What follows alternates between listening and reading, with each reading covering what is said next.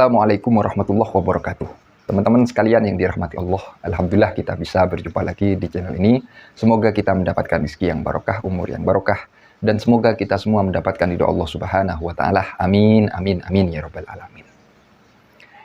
Pada kesempatan kali ini kami ingin menjawab pertanyaan dari Pak Yusuf. Dan saya kira Pak Yusuf ini masih kurang paham, masih kurang tahu tentang apa yang akan terjadi apabila Pak Khalid Basalamah ini jadi melaksanakan acara ceramahnya. Jawaban pertama, kenapa orang-orang NU ataupun Banser sering menolak kajian Ustadz Khalid ataupun Ustadz Wahabi yang lainnya? Jawabannya, ya karena Ustadz ini mau berdakwah di kelompoknya orang lain. Kalau nanti berdakwah di kelompoknya sendiri, menurut kami tidak ada masalah. Maksudnya, kalau Ustadz Khalid, Ustadz Firanda berdakwah ke kaumnya sendiri, kelompoknya sendiri, yang berpaham-paham Wahabi, itu tidak ada masalah. Tidak ada masalah. Orang Kristen berdakwah di hadapan kelompoknya sendiri, sama-sama Kristen. Kami tidak sampai membakar, tidak sampai ngebom, tidak kan? Tidak. Karena mereka berdakwah di hadapan orang-orang kelompok mereka sendiri. Orang Syiah dakwah di depan orang Syiah. Tidak ada masalah. Ya artinya, bisa apa kami mencegah?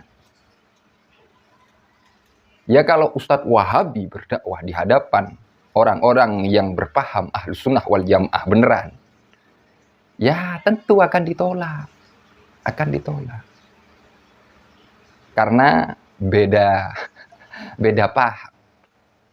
Karena beda paham. Dan itu sangat berbahaya. Nanti di dalam ceramahnya ada Allah di atas arsy, duduk-duduk bersemayam. Kami tidak sependapat dengan itu. Dan kami tidak mau kelompok kami dicekokin, didoktrin dengan doktrinan yang seperti itu. Akidah Superman. Paham ya?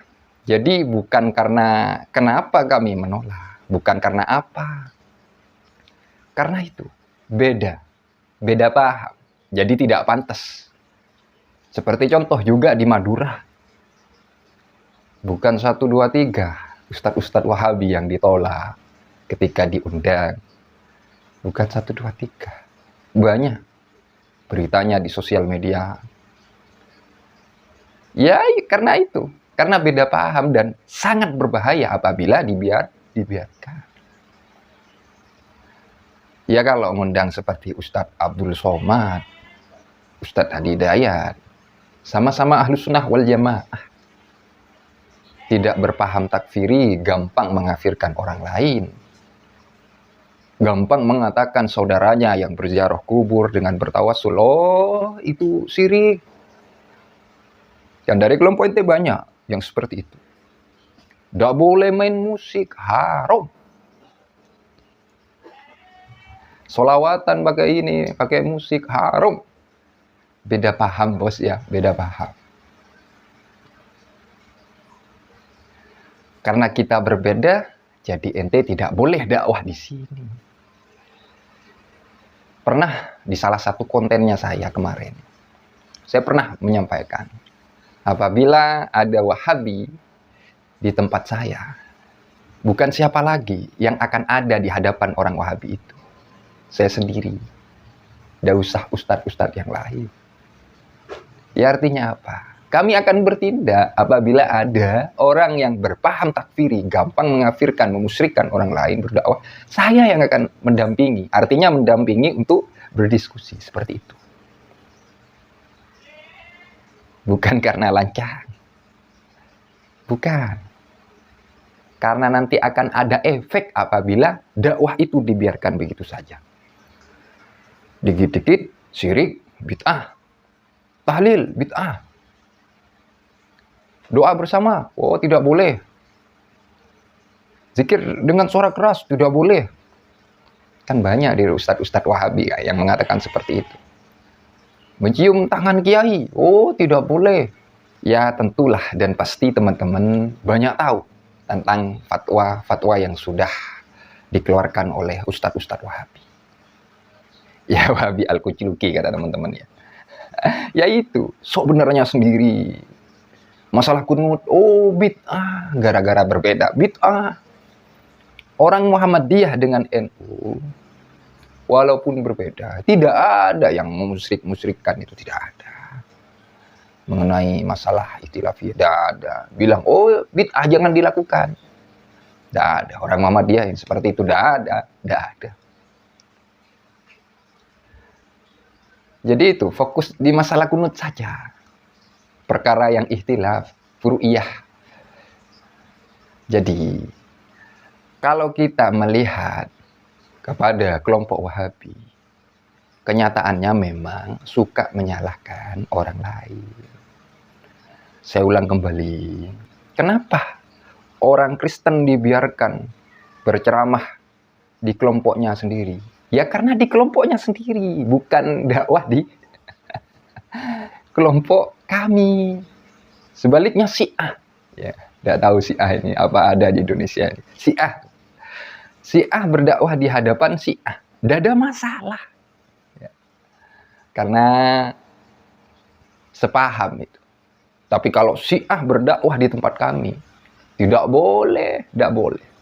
Ya artinya tidak mungkin kami biarkan. Jadi seperti itu Ustaz Yusuf ya. Coba pikir, yang waras sedikit.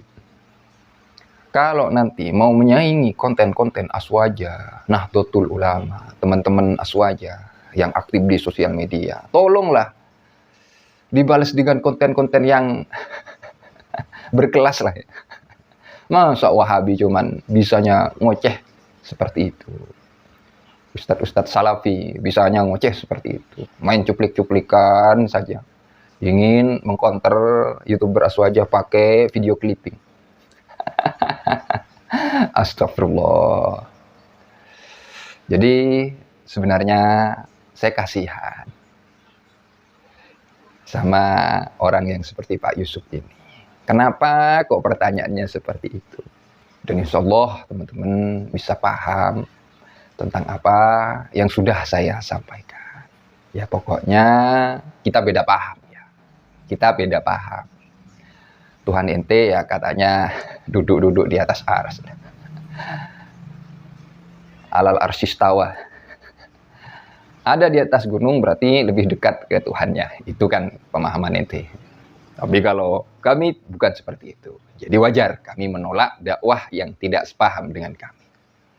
Dan kami sadar, ya sampean ya seringkali ketika berceramah membawakan narasi-narasi yang tidak mengenakan lah.